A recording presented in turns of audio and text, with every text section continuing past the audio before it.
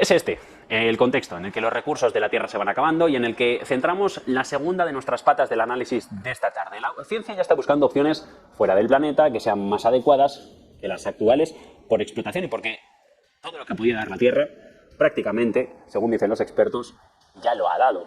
Ahora son minerales hallados en asteroides como el oro y el hierro, o el agua helada de la Luna, los que centran el foco de atención. Lo más viable sería usar los recursos en el propio espacio. Esto permitiría desarrollar tecnología ultraterrestre para llegar más y más lejos.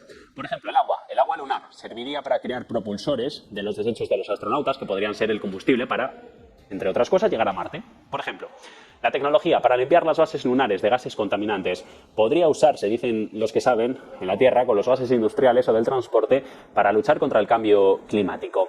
Solo ha faltado un elemento para conseguir estos avances, que parecen sacados en ciertas ocasiones de una película de ciencia ficción. Lo único que falta es el dinero.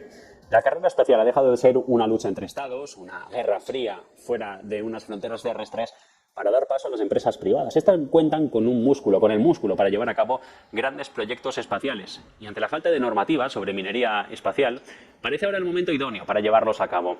La minería espacial podría llegar a ser uno de los negocios más rentables de lo que viene. Igual que con la carrera nuclear, lo primero es pasarla por explotarla y convertirse en líder. Por ejemplo, hay unos 15.000 asteroides potenciales para ser explorados con este fin. Se estima que con solo explotar los 10 más valiosos, cercanos a la Tierra, se obtendrían 1,5 billones, con B, de dólares. Otra razón es que estos recursos pueden ser una alternativa a los terrestres. Ya se han encontrado reservas de hierro, de níquel, oro, agua o elementos del grupo de platino en los asteroides.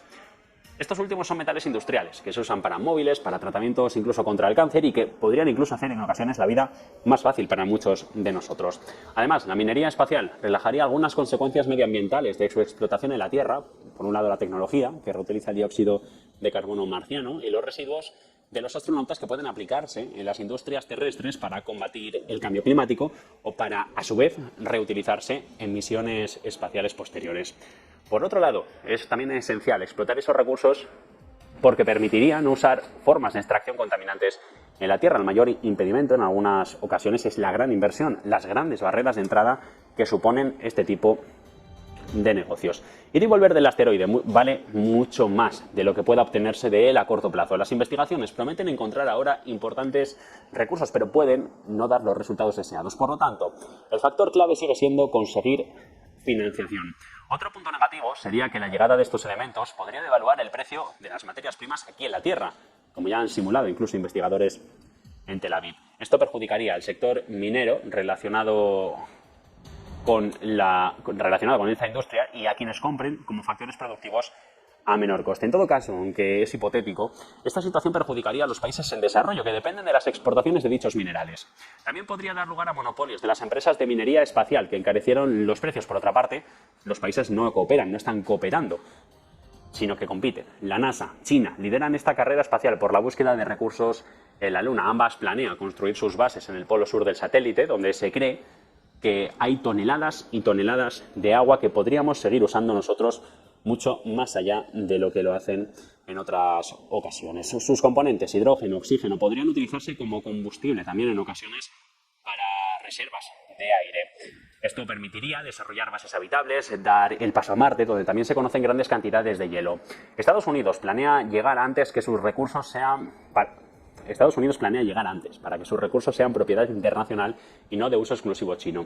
La minería espacial tiene otro gran problema, que es la falta de regulación. La documentación legal internacional más relevante es el Tratado del Espacio, firmado en el 67, del que forman parte a día de hoy 113 estados, incluyendo Estados Unidos, Rusia o China, que aquí parece que todavía sí siguen cooperando. Este recoge que la exploración y el uso del espacio ultraterrestre se realizará en beneficio y en interés de todos los países y establece que además no está sujeto a apropiación nacional, uno de los debates que a día de hoy suscita más recelos entre los gobiernos. La normativa restringe la explotación espacial, pero no la regula ampliamente. Su antigüedad y la falta de firmas plantea si no debería actualizarse y si un Estado no parte. Puede ir por libre de todo esto. Un Estado no parte de este acuerdo, puede salirse, ir al territorio, reclamar soberanía sobre esta zona del asteroide y así explotar sus recursos. Los acuerdos de Artemis, promovidos por la NASA, buscan llenar ese vacío legal para facilitar el regreso a la Luna y un futuro viaje a Marte. Se basan en ese tratado lunar. Se enfocan en la transparencia, la interoperabilidad, la conducta para explorar el satélite de la Tierra a su alrededor y además el planeta rojo. Dan un salto más allá. Además, todo debe tener, dicen, fines pacíficos, de sostenibilidad o ayuda mutua. Es un acuerdo entre empresas como SpaceX, de Elon Musk, o Blue Origin, de Jeff Bezos, y también agencias espaciales nacionales. Por ahora, solo hay 25 estados signatarios, es decir, solo 25 estados que hayan firmado, lo que plantea el mismo problema que el anterior, el Tratado de Cooperación en el espacio, firmado por 113 países. Está en Estados Unidos, está en Francia, en este de no explotar más allá de lo que se pueda el espacio. Está también Japón, Arabia Saudí, España. Pero ¿cuál es el problema? Que es que Rusia y China aquí sí que no han firmado. Además, no es jurídicamente vinculante, es decir, las decisiones o lo que en él se diga no implica que los países tengan que cumplirlo. Un punto de partida para formular la normativa espacial, dicen ahora los expertos, puede ser el tratamiento de los desechos espaciales. Es un problema común, donde pueden alcanzarse más acuerdos que en la extracción de recursos, pero aquí tampoco es fácil. Estados Unidos, China, Rusia y potencias emergentes como Israel o Corea del Sur tienen más peso y más responsabilidad. Y aunque países como Australia, como Bélgica o Sudáfrica tengan la regulación, lo que no tienen es esa responsabilidad, que en la práctica es lo que hace falta para que todo se pueda llevar a término.